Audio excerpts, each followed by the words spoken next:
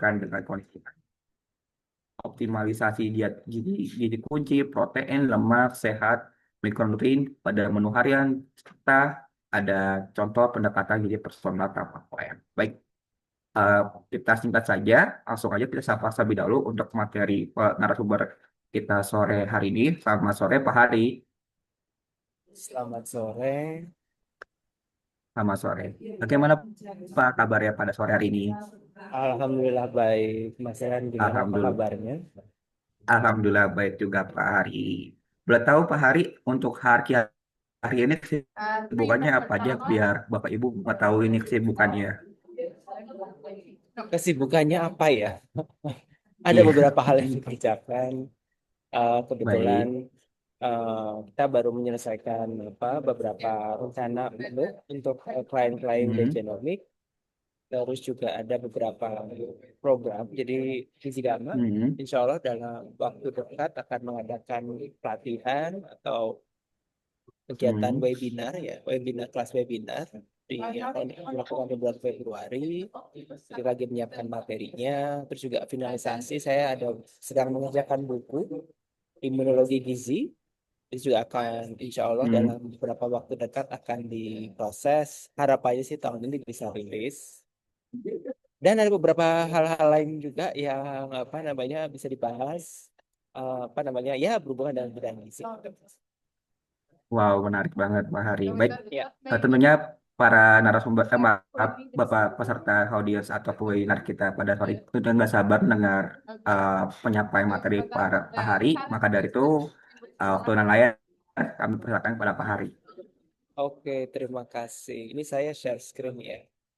Selamat sore rekan-rekan Bapak dan Ibu, semua dalam keadaan sehat. Ini semoga suara saya masuk. Saya nggak bisa terlalu kencang karena ini sedang di ruang publik dan kebetulan lagi ada beberapa kegiatan, jadi akhirnya mampir ke sini. Semoga bisa mengikuti kegiatan ini. Jadi hari ini saya akan membahas mengenai gizi dan tumbuh kembang.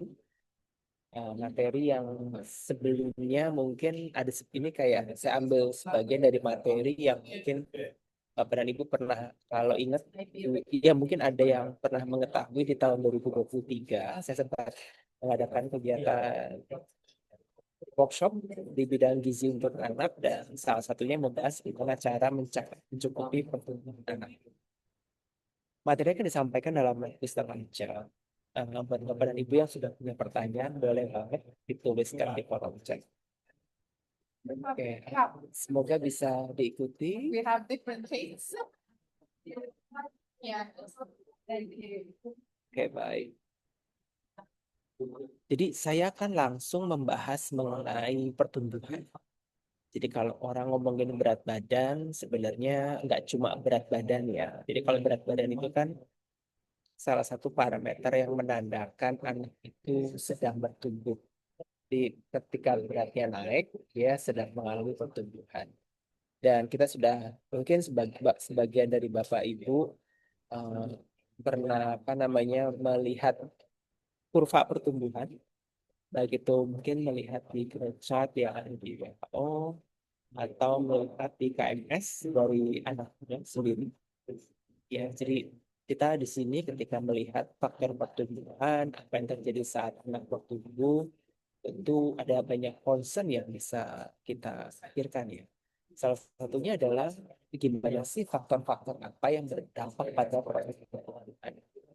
Sehingga ketika nanti mungkin ada masalah, kita bisa melihat secara sistematis masalahnya ada di mana. Dan ketika ada gangguan, gangguannya ada di mana.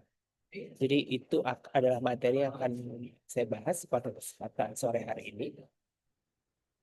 Jadi apa itu pertumbuhan? Jadi kalau kita melihat proses pertumbuhan, balik lagi ya, kita sering mengkonotasikan karena memang parameter yang paling mudah yaitu adalah penambahan berat badan.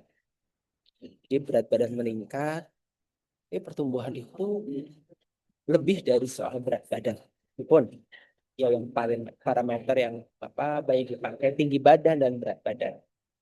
Pertumbuhan itu juga berhubungan dengan perubahan kondisi somatis, perubahan komposisi tubuh, dan proporsi tubuh. Jadi ada banyak hal yang terjadi salah satunya yang berhubungan dengan bagaimana sistem organnya bekerja, fungsi-fungsinya bekerja, dan untuk bisa memahami sesuai dengan judulnya ya, ketika anak mengalami kesulitan makan atau mengalami masalah untuk tumbuh kembang, satunya adalah berat badan nggak naik, faktor apa sih yang mempengaruhinya? Jadi kalau kita melihat dari faktor yang menentukan growth atau pertumbuhan, ini sudah banyak dipelajari oleh banyak pakar dan sudah diformulasikan juga bahwa ada beberapa faktor yang secara langsung dan tidak langsung berhubungan dengan pertumbuhan. Faktor seperti sosioekonomi, ya ini jelas berpengaruh dari mana golongan ekonomi keluarganya, lalu penghasilan orang tua, dan juga pencukupan kebutuhan itu punya pengaruh. Lalu berhubungan dengan sistem fisiologis, satunya adalah pelepasan hormon pertumbuhan. Ini growth hormone juga dipengaruhi banyak faktor ya, seperti aktivitas fisik si anak, lalu tidurnya bagaimana, makannya bagaimana. Kemudian yang berhubungan dengan lingkungan, seperti urbanisasi, apakah dia tinggal dengan orang yang merokok, atau bapak atau keluarganya, entah itu ayahnya, entah itu ibunya merokok, atau bahkan kondisi stres. Ini berdampak pada pertumbuhan anak. Jadi kita jangan beranggapan bahwa anak itu mengalami gangguan penambahan berat badan karena kurang makan aja. Jadi ada banyak faktor lain ya. Misalnya tadi faktor rokok, jadi paparan asap rokok berpengaruh, diperkirakan sejak awal kehamilan ketika wanita terpapar asap rokok sampai ketika anaknya lahir dan berkembang dalam rumah yang sering terpapar asap rokok, ini berdampak pada pertumbuhan anaknya. Lingkungan, lalu pola tidur ya, jadi bagaimana dia bangun, dia bagaimana tidur, zat gizinya terpenuhi atau tidak, usia, dan juga faktor yang berhubungan dengan genetik. Ya, ini berhubungan dengan kondisi keluarga atau yang berhubungan dengan ras. Jadi faktor-faktor ini punya pengaruh secara individual dan juga secara kelompok. Jadi ada kombinasi. Mungkin ada anak yang masalah pertumbuhannya adalah karena asupannya kurang. Ada dikombinasikan dengan orang tuanya atau sering terpapar asap rokok misalnya, atau berhubungan dengan kondisi sosioekonomi yang nggak baik misalnya. Jadi hal-hal tersebut punya ya. Ada banyak faktor seperti pola makan, apa yang mereka makan, ini berdampak pada pertumbuhan ini secara langsung ya, of course, atau pastinya karena badan anak itu didapatkan dari makanan gitu. Jadi daging yang kita punya, lemak yang kita punya, tulang yang kita punya, itu asalnya dari apa yang kita makan. Sehingga ketika yang dimakan kurang, maka ya di badan juga enggak bagus. Lalu aktivitas fisik yang kondisi stres, ya gangguan hormon, lalu ketinggian, dan juga musim ini berdampak. Dan penting untuk kita melihat bahwa ada beberapa hal yang berhubungan dengan faktor genetik. Di sini salah satu contoh adalah disebut sebagai familiar short stature. Nah, kadang-kadang kita perlu bisa memisahkan antara si anak dia tidak bisa tinggi atau tinggi badannya nggak bisa mengejar. Apakah ini berhubungan dengan asupan makanan, kondisi dia, proses dia saat tumbuh dan berkembang, atau akibat dari kondisi orang tua yang mana memang ada faktor keturunan dari kita. Tapi ini perlu diingat bahwa kondisi ini tidak terlalu banyak terjadi. Jadi ini kombinasi sebagian besar memang kombinasi dari apa yang dimakan. Nah, kalau kita mau melihat genetik, juga sudah ada beberapa pemeriksaan. Salah satunya juga di Widya Genomic ada beberapa gen yang dicek. Nah, gen-gen apa sih yang berhubungan dengan pertumbuhan? Ya, baik itu berat badan maupun tinggi badan. Pertama adalah berhubungan dengan hormon pertumbuhan atau growth hormone. Ya. Variasi genetik yang berhubungan dengan growth hormone ini mempengaruhi potensi pertumbuhan seorang anak. Lalu berhubungan dengan insulin-like growth factor 1. Ya, insulin-like growth factor 1 ini adalah molekul yang dilepaskan oleh liver setelah mendapatkan sinyal hormon pertumbuhan dari otak ya, atau sistem syaraf. Dan kita punya atau mengenal ada namanya growth hormone receptor. Ini protein yang berfungsi untuk menerima sinyal dari growth hormone. Jadi ketiga molekul ini diproduksi oleh DNA kita atau dikode oleh DNA kita, dan ketika ada variasinya, ini bisa mempengaruhi potensi status gizi seseorang. Dan ini sebenarnya bisa dicek, iya, secara genetik. Lalu secara hormonal tentu saja, jadi faktor genetik bisa berkontribusi terhadap hormon. Tapi perubahan hormonal atau masalah hormonal itu juga bisa disebabkan oleh faktor lain. Jadi growth hormone ini dilepaskan oleh kelenjar pituitari, yang mana fungsinya berfungsi untuk meningkatkan pembentukan protein dan meningkatkan pembelahan sel. Ya, tidak hanya berhenti di growth hormone, ada hormon lain yang juga berhubungan dengan pertumbuhan, yaitu adalah hormon tiroid yang dilepaskan oleh kelenjar tiroid yang juga mendukung hormon pertumbuhan. Makanya mungkin kita mengenal dulu ada kondisi di mana orang kekurangan yodium sehingga produksi hormon tiroidnya nggak bagus, sehingga kemudian berdampak pada pertumbuhan yang tidak optimal. Jadi beberapa mineral punya pengaruh di sini. Dan kalau kita melihat secara umum, ada banyak sistem yang mempengaruhi pertumbuhan, dan salah satunya adalah komponen seperti hipotalamus, ya, yang berfungsi untuk mempengaruhi dari produksi growth hormone, lalu kemudian pada akhirnya akan mempengaruhi tulang, terutama di perpanjangan tulang, yang akhirnya akan mengarah pada tinggi badan seorang anak.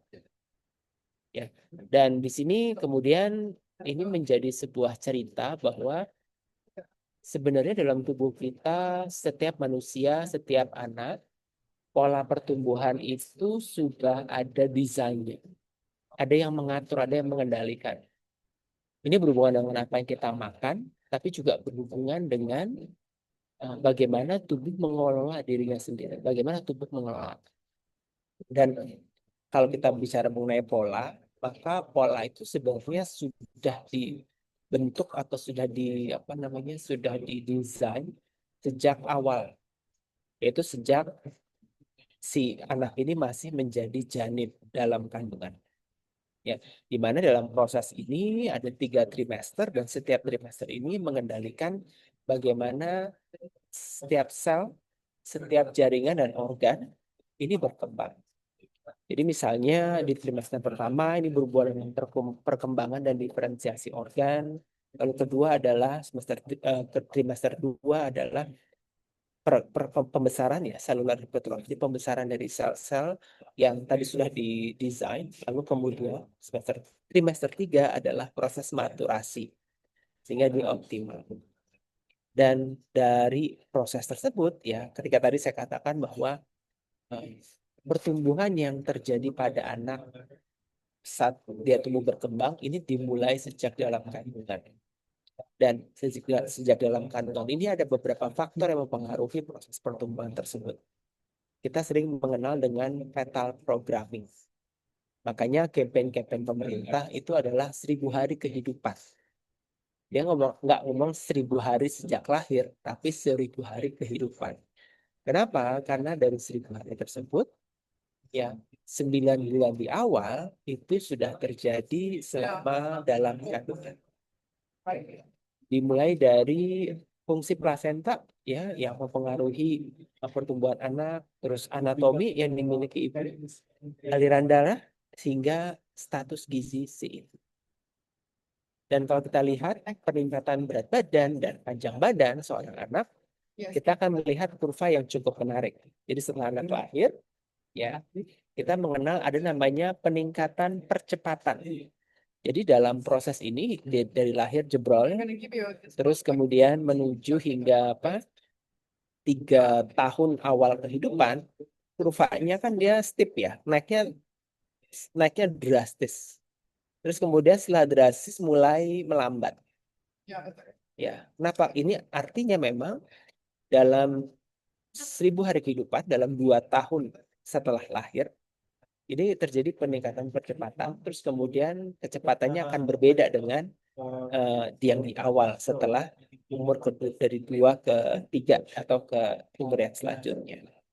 Itu, dan ada banyak faktor yang mempengaruhi pertumbuhan tersebut ya. Ada faktor secara umum kalau kita ingin mengambil sebuah sebuah kesimpulan, ini berhubungan dengan genetik, berhubungan dengan apa yang dia makan, dan berhubungan dengan kondisi dari hormonal.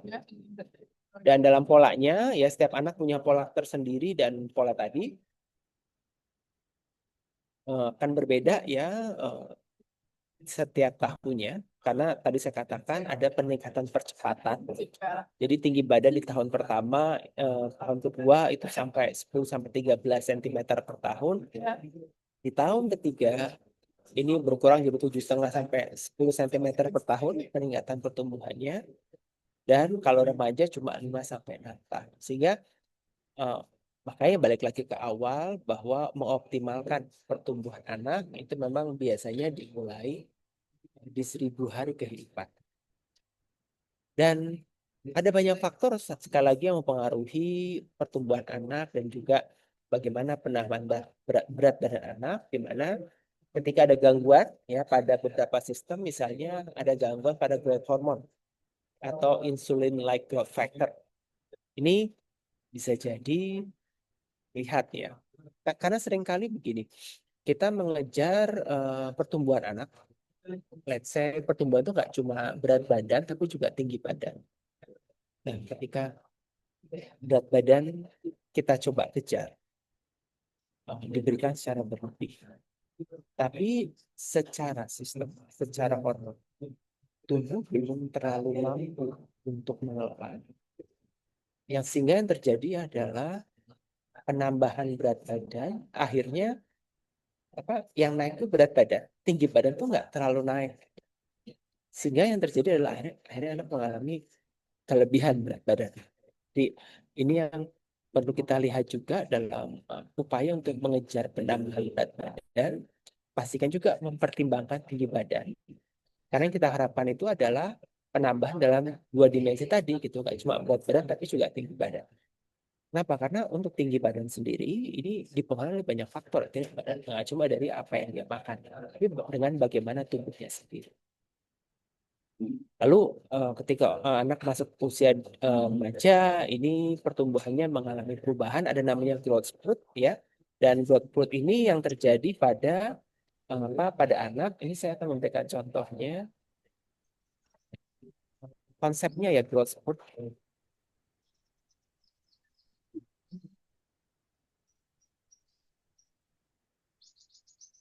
Ada perubahan kurva dari pertumbuhan anak. Ini yang disebut sebagai growth spurt.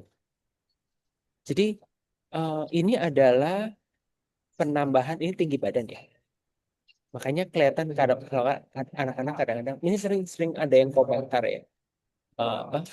Saya beberapa kali dengar, dan sebagai contoh adalah ketika remaja, dia ini kan penambahan tinggi badan sentimeter per tahun. Di 2 tahun usia awal ini tinggi sekali, tapi kemudian berkurang drastis ya. Masih tetap nambah per tahunnya, cuma kecepatannya berkurang drastis. Apalagi di antara usia 3 sampai let's say 10-11. Lalu kemudian dia naik lagi di saat seorang anak ini masuk dalam fase pubertas. Nah, disebut sebagai growth spurt. Jadi ini adalah fase kalau kita mau mengejar untuk tinggi badan. Dan jadi ada dua titik kritis ya. Yang pertama adalah di 2 tahun awal kehidupan dan di fase pubertas untuk mengejar growth spurt. Sehingga perubahannya itu memang sangat tergantung pada si anak itu pada fase kehidupan yang sebelah mana. Apakah dia bayi, anak, atau remaja. Dan kebutuhannya juga beda-beda ya. Untuk bayi ini ada banyak perubahan, memang dia masih masih mengandalkan ASI, dan perubahan salah satunya adalah pada kapasitas lambung ini masih belum terlalu optimal, sehingga memang frekuensi makannya ini berbeda dengan orang dewasa yang sudah yang sudah lambungnya sudah steady gitu. Karena untuk anak volumenya nggak terlalu tinggi, sehingga dalam spread untuk penyiapan pembagian makannya, kita juga perlu memperhatikan bahwa volume lambungnya bisa jadi belum optimal. Nah, untuk zat gizi atau bahan makanan yang penting sekali ya untuk bayi ini memang tentu ASI. Bahan ASI ini bisa dikatakan lengkap, ya dia tidak hanya mengandung zat gizi, tapi dia juga mengandung enzim.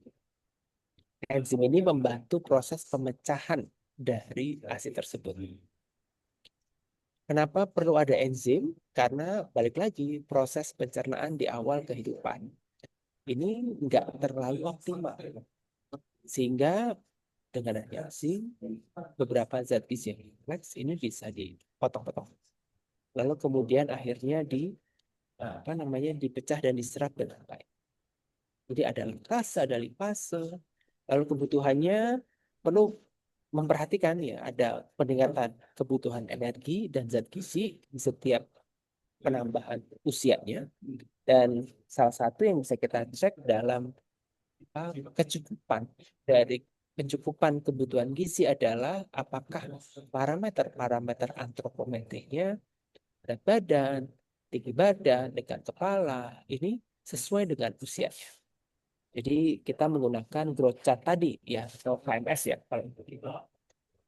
Atau misalnya growth chart dari WHO misalnya.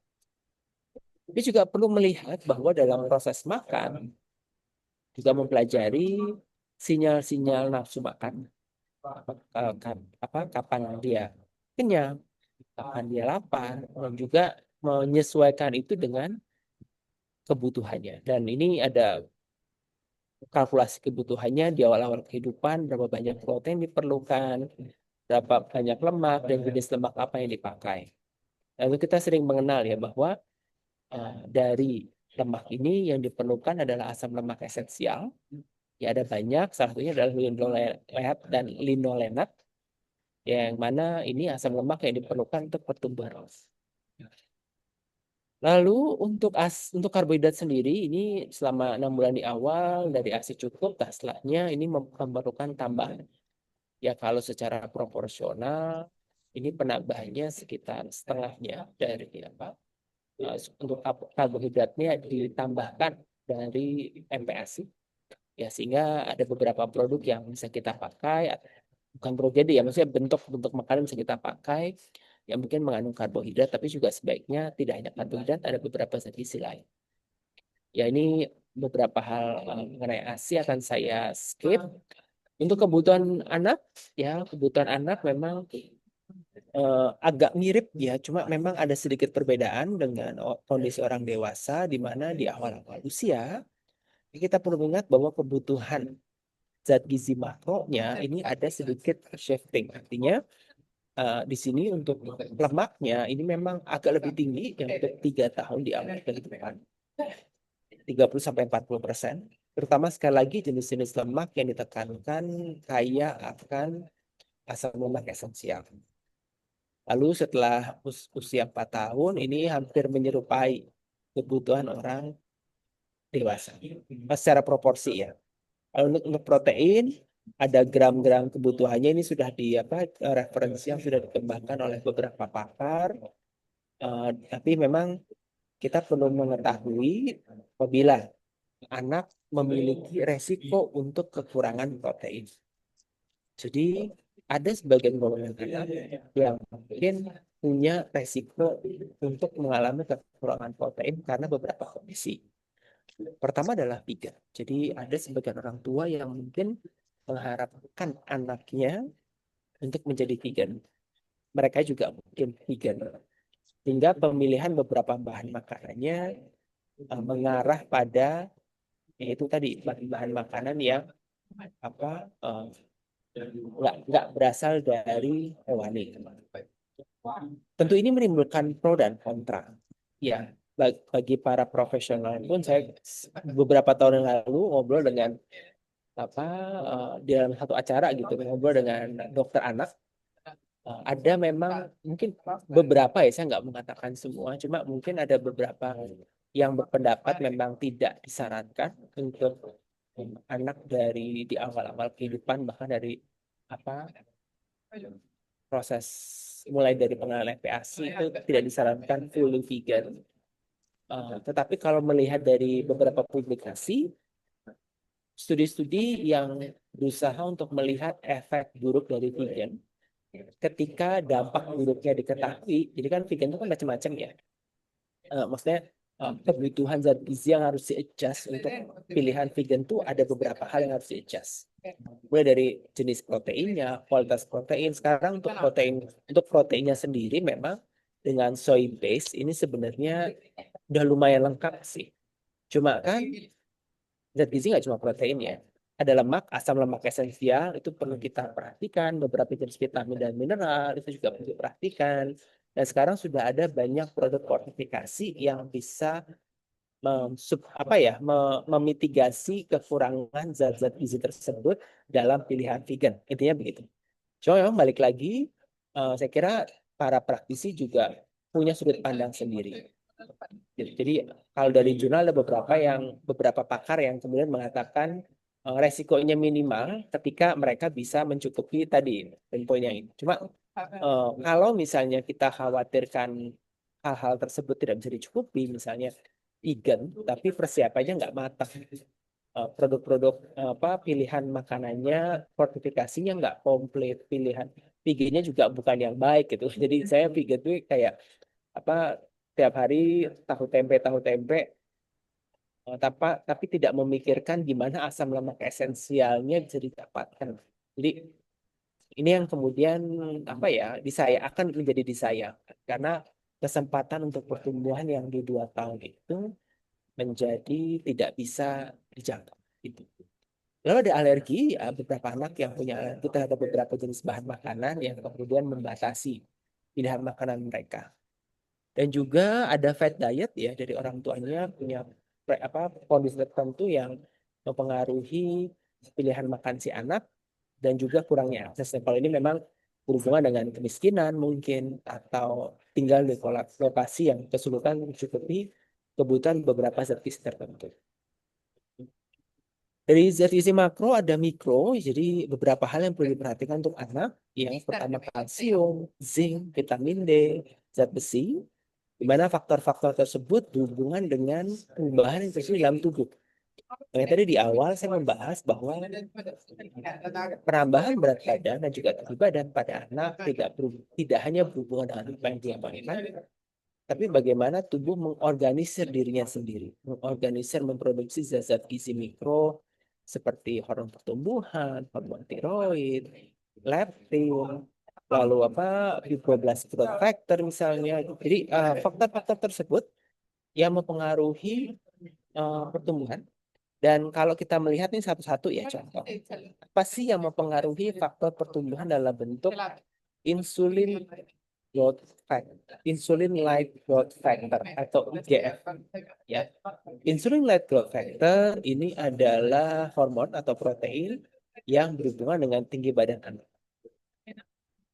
Ketika cukup, maka faktor pertumbuhan ini bisa mempengaruhi penambahan berat badan dan tinggi badan. Tapi kalau tidak cukup, maka produksi juga berkurang. Itu kayak apa namanya? Ini yang menjadi dasar kenapa banyak makan aja nggak cukup. Jadi kita nggak hanya bisa melihat faktor energi aja, tapi proteinnya cukup atau enggak. Jadi ketika anak kecukupan proteinnya tidak bisa dicapai sesuai dengan kebutuhan, tapi kalorinya dibanyakin gitu misalnya, maka yang terjadi adalah penambahan tumpukan lemak gitu. Untuk pertumbuhan sendiri, tadi kan saya bilang bahwa ada 2 dimensi yang harus dilihat, ya. Nggak cuma berat badan aja, tapi tinggi badan. Ini nggak bisa tercapai. Sehingga yang terjadi adalah ya yang numpuk adalah lemak. Karena kita hanya menambah energi doang gitu. Yang penting kenyang. Ini sering kejadian misalnya pada anak-anak yang lebih sering jajan ketimbang makan makanan utama. Ini namanya orang jajan ya, pasti jajannya kalau nggak manis ya gurih. Ya, biasanya makanan-makanan seperti itu, kalau nggak tinggi karbohidrat, terutama karbohidrat sederhana, ya tinggi akan lemak. terutama lemak-lemak jenuh. Sehingga proteinnya kurang. Nah, ketika energinya cukup atau bahkan berlebih, tapi proteinnya kurang, yang terjadi adalah ya pertumbuhannya nggak tercapai. Jadi ada insulin-like growth factor yang dipengaruhi oleh kecukupan protein dan energi. Lalu ada hormon pertumbuhan. Hormon pertumbuhan menariknya adalah bahwa beberapa studi melaporkan bahwa hormon pertumbuhan dipengaruhi oleh glukos. Jadi konsumsi karbohidrat sederhana ini bisa mengganggu produksi hormon pertumbuhan. Baik lagi yang kadang-kadang menyebabkan akhirnya penambahan berat badannya tidak bisa optimal. Jadi ada mekanisme kenapa jajanan yang menggantikan makanan utama. Contoh skenario, si anak tuh habis makan donat. Dan nanti donat manis pakai pakai meses misalnya. Pokoknya enak lah gitu. Terus itu makannya jam 10. Jam 11 atau jam 12 saat anak makan siang, dia masih belum lapar. Karena habis makan donat. Padahal makannya itu ada telur, ada nasi, ada sayur. Yang terjadi adalah glukosnya naik, tapi proteinnya nggak jadi masuk. Gara-gara anaknya masih kenyang. Dan ini efek dari glukos ini balik lagi ya, tidak hanya berhubungan dengan kesempatan untuk mendapatkan zat gizi makro yang penting itu masuk, saya dia makan ikan misalnya gitu, atau telur, akhirnya ya yang nambah glukos. Dan ini yang kedua adalah glukos itu sendiri mempengaruhi hormon pertumbuhan. Jadi keduanya bisa berdampak buruk.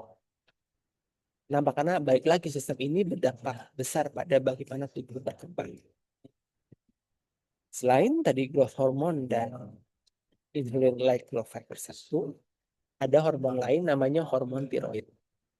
Hormon ini ya dilepaskan oleh kelenjar tiroid, yang mana ketika kelenjar tiroid melepaskan hormon ini, maka dia bisa mempengaruhi pertumbuhan tulang. Dan akhirnya meningkatkan tinggi badan seorang anak. Nah, ini yang terjadi pada tulang. Ini ketika mendapatkan sinyal tiroid, ini akan mengalami besaran, jumlah, dan akhirnya tulangnya menjadi optimal sesuai dengan kondisi yang seharusnya. Tapi dalam proses pematangan ini tentu tidak bisa bekerja sendiri ya. Ada beberapa sistem.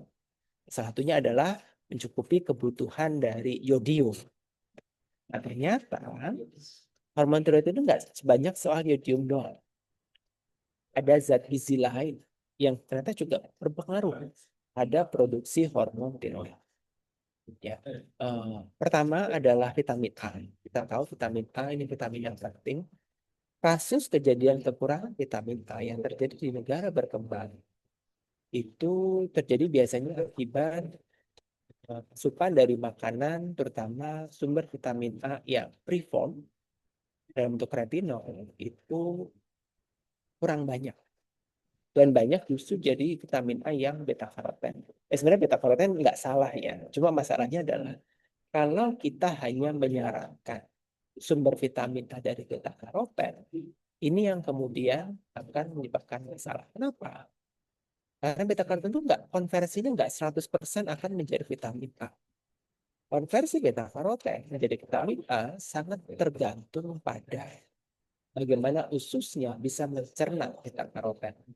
Dan ada beberapa gen ya yang dilaporkan dan diketahui punya efek tersebut. Jadi orang kalau punya gen tersebut, ya variasi ada gen namanya BCO1. Ketika orang ada variasi di situ, kemampuan memecah beta karotennya rendah. Jadi kalau kita mengharapkan vitamin A dari wortel misalnya, harusnya dapat 100, dia cuma dapat 50.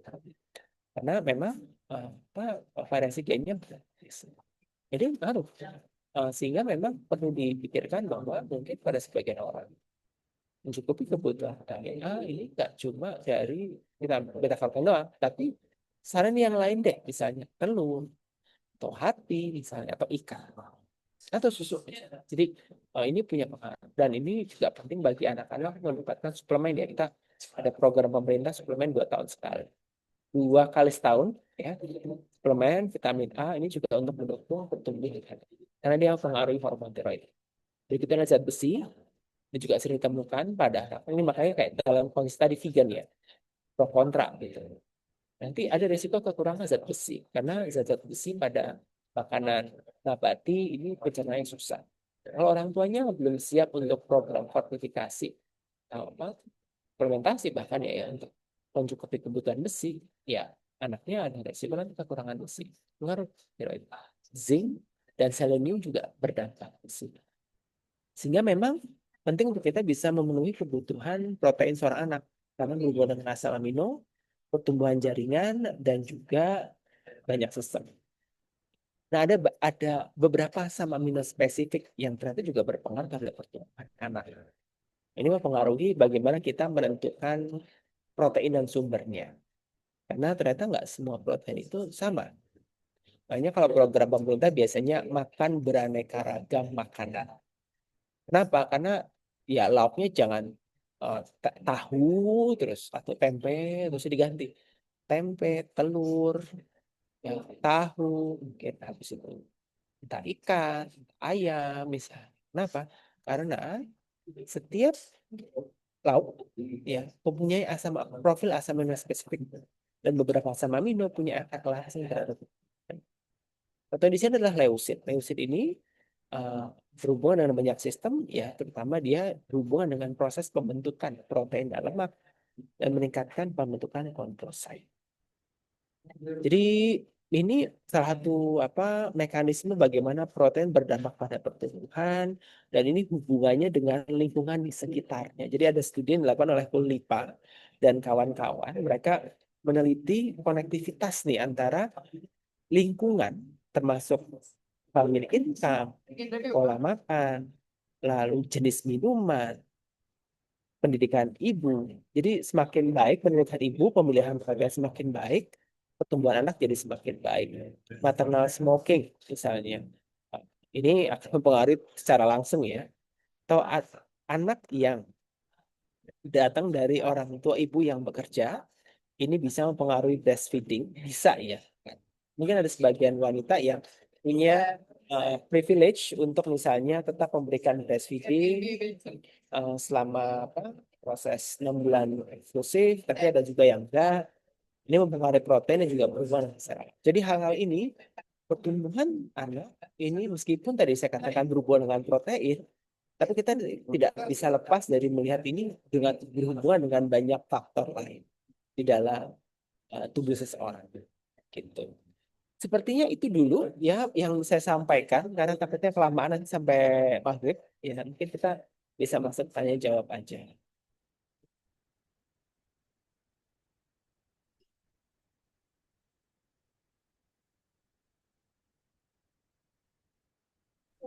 Baik, baik. Terima kasih Pak Hari atas pemaparan materinya.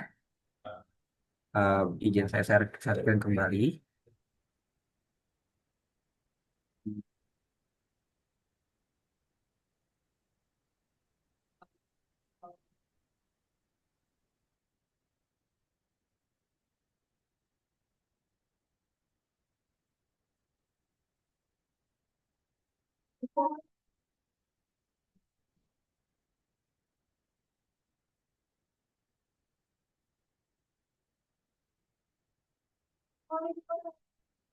Baik, Bapak Ibu semuanya, sebelum kita masuk ke sesi tanya jawab, kami persilakan untuk menyalakan kamera terlebih dahulu untuk kita sesi dokumentasi pada sore hari ini. Kami persilakan untuk abadikan momen di webinar pada sore hari ini.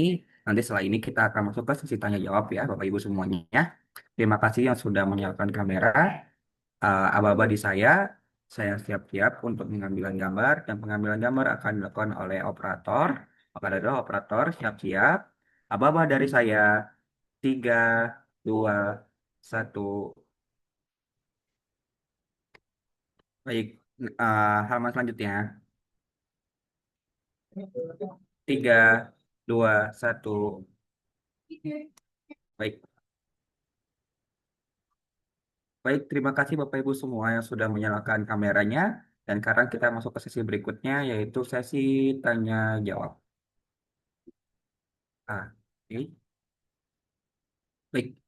Eh, Baik, untuk sesi tanya jawab, bagi Bapak Ibu yang memiliki pertanyaan seputar materi yang disampaikan oleh Pak Hari, kami persilakan untuk raise terlebih dahulu. Nanti saya berikan aba-aba untuk menyalakan mic-nya. Namun, apabila Bapak Ibu terkendala kendala jaringan atau terkendala audio, kami persilakan untuk ketik di kolom komentar. Terima kasih. Apakah ada yang terlebih dahulu untuk raise Host, hand? absensinya nggak bisa Ya, ya, bisa nggak dalam warna biru? Nggak bisa diketik. boleh untuk ini aja. Homat kami kirim di grup aja kalian untuk absensinya.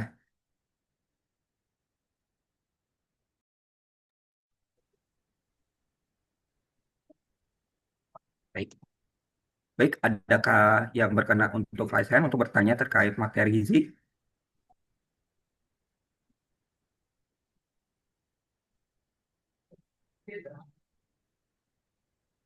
Baik, kalau oke. Baik, silakan untuk Armi, silakan untuk menaikkan audionya. Jangan lupa nama, domisili, dan diakhiri dengan pertanyaan. Baik, terima kasih sebelumnya atas kesempatannya. Selamat sore semuanya, selamat sore Pak Hari. Kenalkan nama saya Armi, saya berasal dari Tangerang ini. Terkait materi yang dengan tema tadi kesulitan berat badan pada anak gitu kan. Nah, apakah ini berkaitan dengan gizinya atau bagaimana gitu. Nah, dari penjelasan tadi juga udah cukup jelas dan komprehensif sekali ya untuk penjelasannya, bahkan dikaitkan juga dengan genetik gitu kan. Namun yang ingin saya tanyakan mungkin ini berkaitan dengan diri saya sendiri, saya pribadi gitu kan. Karena begini gitu kan, ada halnya seseorang gitu kan yang memang sulit berat badannya naik gitu. Namun kalau berat badan ini gitu kan sejauh ini yang berkaitan dengan masa pertumbuhan itu biasanya kalau yang saya tahu kalau dulu itu kan relate-nya lebih ke penambahan tinggi badan. Sementara penambahan berat badan setelah lepas dari masa pertumbuhan itu masih mungkin terjadi. Cuman dengan kecanggihan teknologi di zaman sekarang ini gitu kan bisa saja bahkan setelah masa pertumbuhan selesai pada anak bahkan tinggi badan pun bisa ditambah gitu kan. Namun gitu kan ada sejumlah kasus. Nah, ini mungkin saya contohkan diri saya sendiri gitu kan. Memang untuk penambahan badan ini memang sangat sulit gitu kan. Bahkan sudah dijaga dari pola makan gitu kan. Sudah mengikuti saran dari dokter juga beberapa kali gitu, pernah konsultasi juga gitu kan. Namun tetap saja paling mentok dengan tinggi 170 saya itu paling mentok saya bisa mencapai berat badan cuma 55 gitu. Yang dimana takaran idealnya itu harusnya untuk 170 60 gitu kan. Nah, tapi saya mentok di 55, nggak bakal bisa lebih gitu apapun yang harus saya lakukan. Nah, ini mungkin ada ini sesuatu hal ini bisa mungkin kejadiannya itu pada masa pertumbuhan. Mungkin ada yang bisa dilakukan mungkin agar setelah selesai masa pertumbuhan mungkin ya karena seperti yang saya bilang tadi setelah masa pertumbuhan itu kan banyak hal yang memang yang tidak mungkin bisa terjadi ya yang tadinya bisa terjadi pada masa pertumbuhan tidak bisa terjadi pada lepas masa pertumbuhan. Nah, untuk menghindari hal tersebut mungkin bagi anak-anak di generasi berikutnya gitu loh. Nah, mungkin bisa apa sih tipsnya gitu agar hal yang seperti saya alami ini tidak terjadi. Mungkin itu apakah dari segi gizinya walaupun tadi udah dijelaskan mungkin ada faktor genetik gitu kan. Cuman tadi kan ada sempat dijelaskan juga ada yang perlu bisa di dari faktor genetik dari hormonnya segala macamnya itu kan bisa dimodifikasi ya melalui asupan gizi atau aktivitas-aktivitas berupa aktivitas-aktivitas fisik. Cuman yang namanya anak-anak gitu kan kita nggak tahu. Nah, mungkin apa sih tipsnya gitu agar anak-anak ini nanti tidak terjadi hal seperti itu. Itu aja. Terima kasih. Oke, terima kasih. Ini kayaknya langsung saya jawab aja takut kelupaan. Terima kasih Pak Harmi atas pertanyaan dan diskusinya. Jadi ya betul namanya anak susah ya susah kontrol makan. Kadang-kadang kita mengharapkan makanan A, B, C, D, entah itu mungkin rasanya nggak suka, entah itu mungkin kesulitan untuk menyiapkan juga. mencegah atau hal-hal banyak hal yang di luar kontrol kita. Apalagi mungkin anaknya sudah ada aktivitas di luar, entah itu sekolah dan sebagainya gitu. Sekarang makan siang juga di sekolah gitu kan. Jadi sesuatu yang mungkin bisa dikatakan ada beberapa hal yang di luar kontrol kita. Jadi tapi juga masih ada hal-hal yang bisa dikontrol. Pertama adalah balik lagi ketika kita makan yang tidak hanya asal kenyang, tapi juga kita memperhatikan beberapa komponen seperti kelengkapan proteinnya. Sering disarankan makan beraneka ragam. Jadi hal pertama yang bisa kita tanyakan 1 minggu terakhir aja, anak saya kalau makan lauknya apa aja? Itu kita bisa memulai dari situ. Karena ini berhubungan dengan protein, kelengkapan jenis asam amino, dan juga zat-zat gizi mikro. Tadi saya sampaikan seperti zat besi, zinc, selenium, vitamin A, dan sebagainya. Setiap bahan makanan, zat-zat gizinya beda-beda. Jadi kalau anak kita makan, pertama ya, seberapa bervariasi sih? Contoh. Anak saya Senin makan tempe, Selasa telur, Rabu telur, Kamis telur, Jumat sosis, misalnya Sabtu misalnya ayam gitu. Itu kan telur 3 kali, atau mungkin sosisnya 3 kali gitu, karena suka sosis misalnya gitu. Itu yang perlu diperhatikan bahwa oke, bisa nggak ini diputar. Jadi hari ini makan apa, besok makan apa. Kita berusaha untuk memvariasikan apa yang dimakan.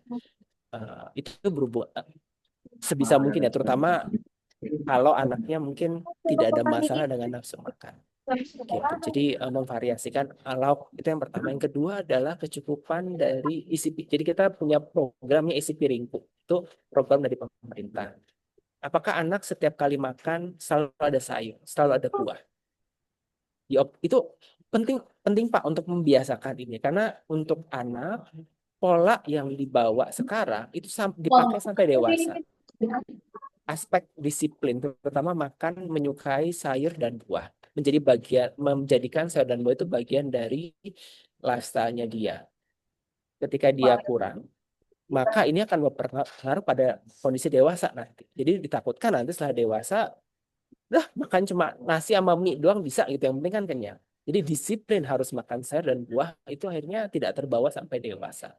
Jadi dan saya kira setiap anak dan pola pengasuhan akan beda-beda format. Tapi gimana caranya kalau goalnya adalah si anak itu membiasakan makan sayur dan buah. Ketiga, berhubungan dengan vitamin dan kecukupannya. Vitamin dan mineral ini punya peranan yang luar biasa penting, dan kadang-kadang sama kita nggak terlalu kita perhatikan, karena balik lagi kita mungkin ngejarnya berat badan aja atau tinggi badan aja gitu, atau yang penting udah kenyang deh gitu kan, dia udah makan. Padahal vitamin dan mineralnya mungkin nggak tercukupi karena tadi makanan yang tidak bisa kita kontrol. Sekarang sudah ada beberapa produk, beberapa suplementasi atau fortifikasi. Saya nggak ingin merekomendasikan merek apapun, tapi yang dilakukan harus dipelajari oleh orang tua adalah ini kalau mau fortifikasi itu kan menambahkan zat gizi mikro ya. Ini biasanya banyak ditemukan pada beberapa jenis susu formula, atau sekarang ada kayak suplemen kapsul gitu, atau sekarang ada dalam bentuk permen misalnya. Gitu. Jadi bukan permen itu, tapi yang kayak gummy gitu. Jadi bisa dipilih pilihan mana yang mungkin pas sesuai dengan mungkin kondisi anaknya, prefer yang mana. Kenapa? Karena vitamin dan mineral ini yang mempengaruhi bagaimana tubuh kita bekerja tadi ya. Jadi kita saat ini mungkin berpikirnya, oh ya yang penting kenyang. Ternyata kenyang pun ketika tubuh tidak bekerja dengan optimal karena kekurangan tadi ya mikro tadi, tubuhnya juga kurang. Jadi itu yang ketiga. Keempat adalah bagaimana tidur. Ya, tidur itu punya pengaruh besar terhadap proses pertumbuhan. Salah satunya adalah tadi misalnya bagaimana hormon bekerja gitu, dan sekarang distraction-nya semakin banyak dengan adanya gadget dan sebagainya. Jadi disiplin tidur itu penting, dan untuk aktivitas memang sudah saatnya aktivitas. Jadi dan memang jeleknya kadang-kadang ya dengan aktivitas itu keinginan makan berkurang. Sehingga memang kalau kita secara rutin melakukan pengecekan dari berat badan aja misalnya kan. Ini anaknya berat badannya sesuai apa enggak, atau di batas bawah terus enggak, atau dia sempat naik enggak gitu. Dari itu bisa menjadi penanda kayak apa, lampu kuning gitu deh. Ini ada masalah apa? Makan memang proses pengaturan juga harus kita kontrol. Buat Bapak yang mungkin tidak bisa secara langsung mengontrol, banyak ya kasus beberapa ditemukan, misalnya yang mengasuh bukan kita sendiri. Entah itu mungkin ada ART atau mungkin oleh orang tua yang kadang-kadang konsennya berbeda dengan kita. Itu dan memang mungkin berhubungan dengan pengetahuan kita. Makanya ini banyak riset di dunia itu, banyak riset pengetahuan dan pendidikan ibu atau orang tua yang mengasuh secara langsung itu berhubungan sangat, ya saya nggak mau ngomong sangat kuat, tapi berhubunganlah dengan pertumbuhan anak dan juga status gizi anak. Itu kenapa? Karena ketika pengetahuan baik, pendidikan baik, maka pengaturan makan juga bisa menjadi quote-unquote lebih disiplin. Makanya juga bisa diarahkan ke yang baik. Sedangkan mungkin kita nggak ada yang tahu ketika dari ART atau yang lain mengasuh anak, itu mungkin itu tidak menjadi concern. Karena mungkin secara mereka juga tidak terlalu memahami bagian itunya gitu. Jadi sebagai contoh sekarang mungkin bisa difoto misalnya setiap kali anak dikasih makan, foto nih makannya apa, habis enggak, dan mungkin kita bisa mulai melihat ini kalau pola seperti ini, lauk sayur seperti ini, yang bagian yang habis yang mana, yang enggak yang mana, anaknya doyan yang mana dan sebagainya. Gitu. Dan banyak juga laporan. Jadi ini kita ngomongnya riset ya, riset bahwa gula dan garam, terutama quote on quote ya sodium atau garam atau natrium atau micin itu punya pengaruh terhadap preferensi, sehingga perlu dibatasi jumlahnya, tidak terlalu tinggi. Setiap membeli bahan makanan dicek kandungan gulanya, ada batasan, yang batasan maksimalnya tidak berlebihan. Kalau zaman dulu saya main dulu kan, zaman waktu saya kecil ya, ada kayak mainan kayak Sega atau PS gitu kan. Boleh main tapi ada batasnya, ada jatahnya. Mungkin 2 jam aja terus diumpetin lagi. Ini polanya sama seperti makan. Jadi beberapa makanan yang mungkin kandungan gulanya tinggi, kita menetapkan kuota. Dari situ yang kemudian akan berdampak, karena makanan-makanan seperti itu akan mengacaukan semua yang lain, karena dia mempengaruhi preferensi. Ketika preferensi sudah berubah, makan itu harus nikmat, quote-unquote, dengan sodium yang makan itu harus manis. Ya, yang terjadi adalah yang beneran nih ada proteinnya, ada vitamin, mineralnya, itu akhirnya nggak terlalu. Seperti itu Pak, semoga bisa menjawab beberapa hal kecil yang bisa kita lakukan untuk mengoptimalkan ini pertumbuhan. Ini nggak cuma apa yang dimakan, tapi juga pola hidup anak secara keseluruhan. Baik, terima kasih sebelumnya atas jawabannya Pak Hari. Jadi intinya ketika anak juga pilih-pilih makan gitu, jadi bisa ya tadi dibarengin dengan suplemen-suplemen tertentu yang tentunya sesuai dengan kondisi tubuh anak. Cuman sedikit saya nambah sedikit gitu kan terkait tadi isi piringku gitu kan, dimana kita yang namanya kebutuhan asupan gizi seseorang kan berbeda-beda gitu kan ya, tergantung dari tinggi badan, berat badan, juga aktivitas juga gitu kan ya. Nah, yang saya ingin tanyakan di sini berkaitan dengan isi piringku ini, misalnya seorang anak udah diketahui asupan gizi kebutuhannya sehari itu sekian kilokalori gitu kan, dan itu kan dibagi-bagi, tidak sekali makan gitu. Cuman begini yang saya ingin tanyakan, misalnya sarapan pagi ataupun makan siang lah gitu kan. Nah, itu apakah dalam makan itu, dalam satu kali makan itu memang harus menyesuaikan isi piringku atau gitu kan, karena yang namanya satu hari itu kan 1 kali 24 jam. Nah, misalnya sarapan pagi cuman hanya nasi goreng. Dimana nasi goreng tahulah kecukupan gizinya pasti ya tidak semua dari nutrisi zat gizi utama itu ada di situ. Kalaupun ada semuanya kayak karbohidrat, protein, dan lemak serta serat, ya itu yang utama yang akan menjadi energi ya. Cuman kalau misalnya di dalam nasi goreng kan walaupun ada semuanya, cuman mungkin dari segi kecukupannya mungkin nggak mencukupi gitu kan. Ada.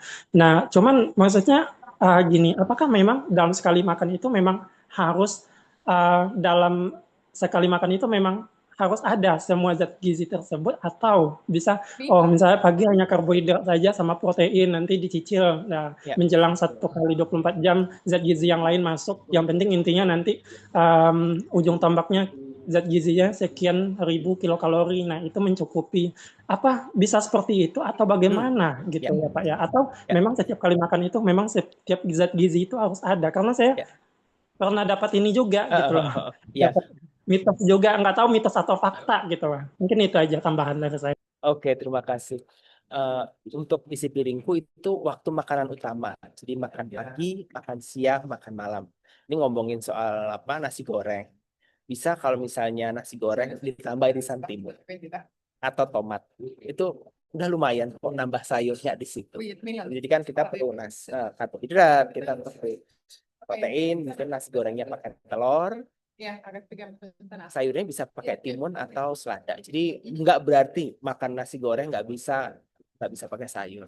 Ada beberapa yang kasih potongan wortel misalnya dalam nasi gorengnya atau pakai beberapa kayak sawi gitu dipotong dimasukin. Jadi tetap masih bisa Pak. Dan itu makanan utama. Dan itu sesuatu yang memang secara apa ya? Secara eh, yang harusnya itu memang harus di setiap makanan utama.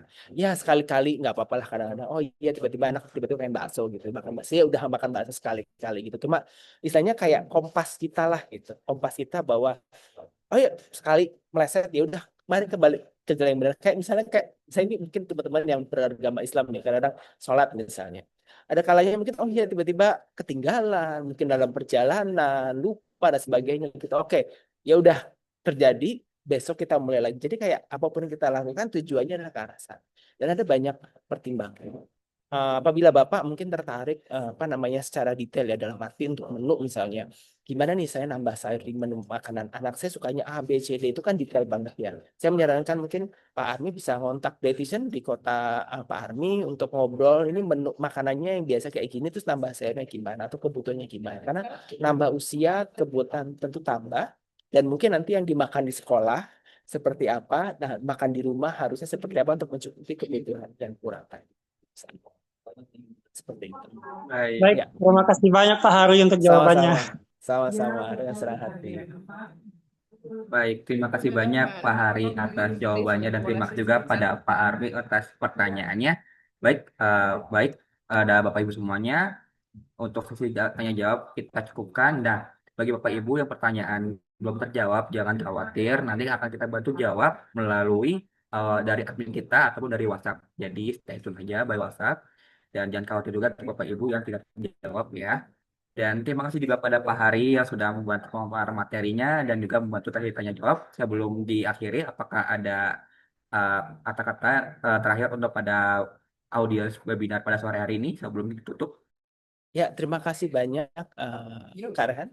Jadi yang ingin saya sampaikan adalah bahwa mencukupi kebutuhan zat gizi anak itu adalah investasi. Investasi untuk anak itu sendiri.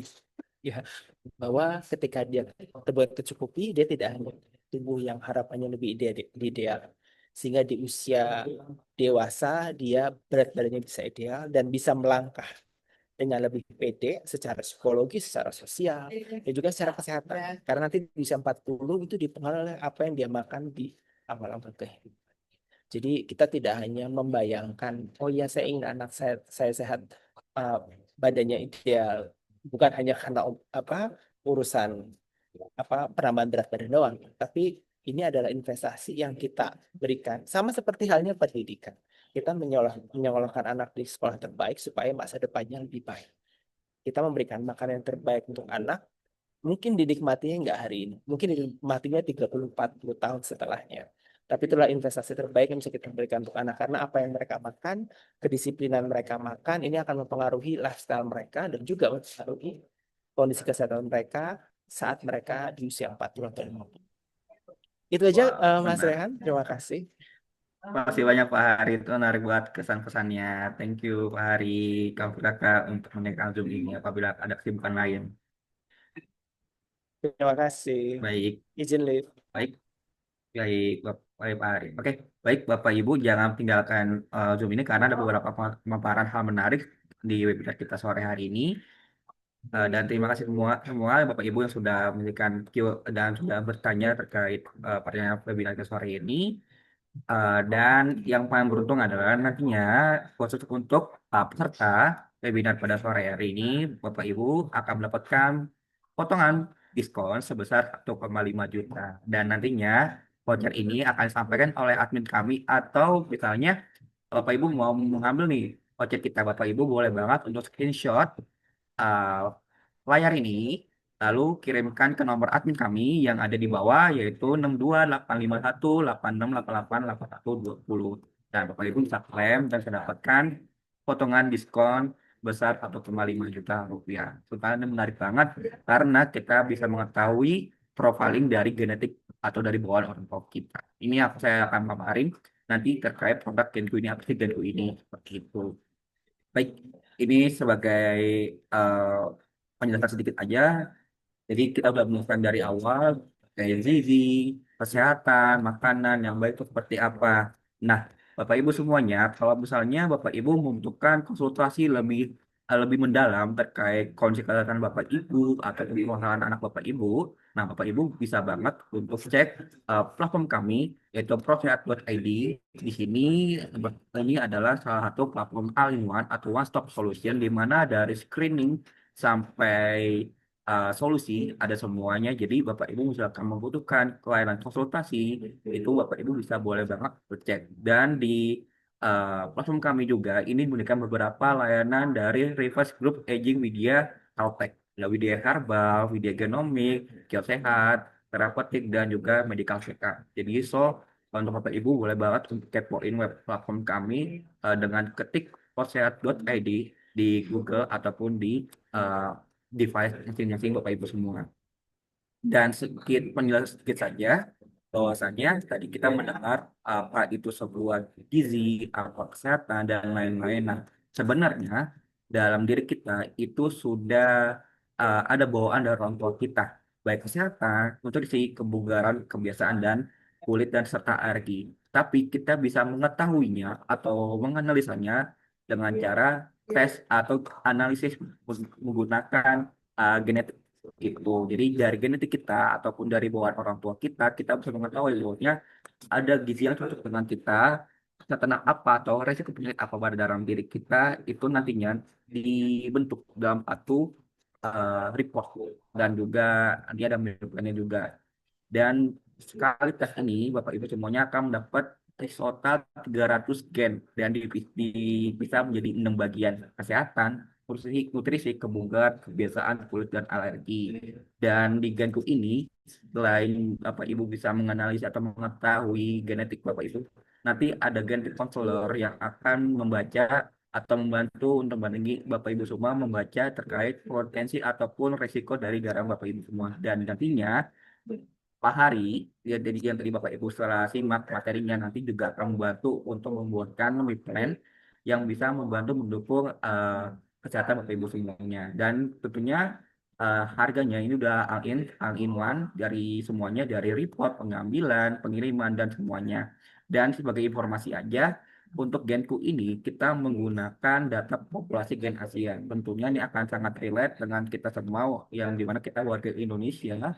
Jadi warga Indonesia sendiri secara populasi atau secara geografi itu terletak di Asia, dan tentunya ini sangat kemungkinan kemiripannya ini hampir sempurna. Berbeda kalau kita menggunakan data populasi dunia. Ini sangat berbeda karena di dunia ini tentunya ada yang menggunakan condongnya ke Eropa ataupun ke Arab. Jadi nggak tadi ada beberapa yang tentunya nggak sesuai dengan diri kita.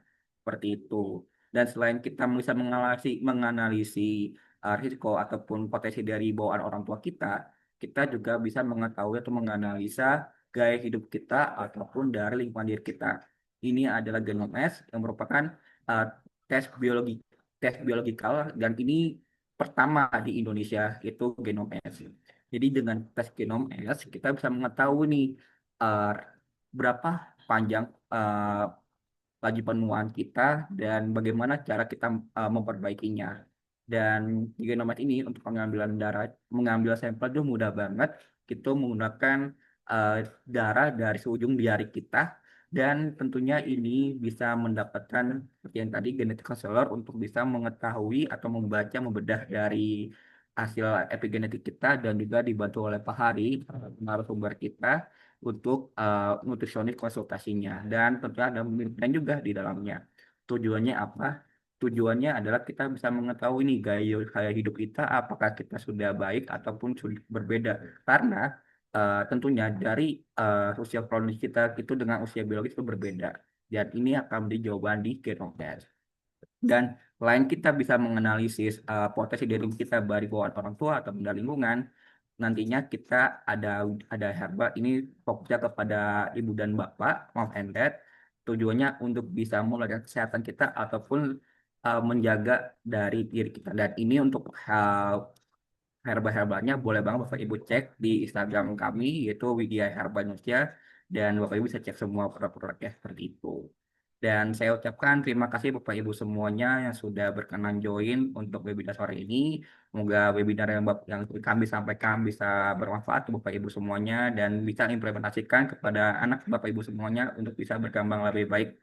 Saya Rehan, saya tutup untuk webinar hari ini.